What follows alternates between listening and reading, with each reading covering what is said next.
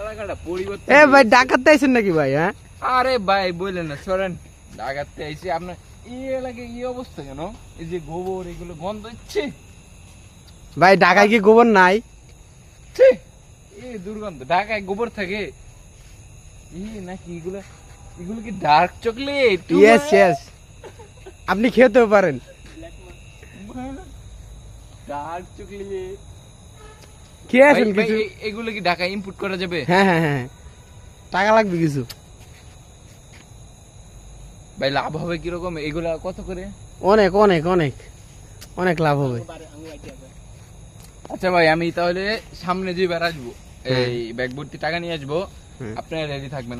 আমাকে এগুলা দিবেন, আমি ইম্পোর্ট করবো টাকা, ঠিক আছে? আচ্ছা আচ্ছা, আপনি বিদেশ কোথায় থাকেন? আরে ভাই বিদেশ না তো, আমি ঢাকা ও, ঢাকা কোথায় থাকেন?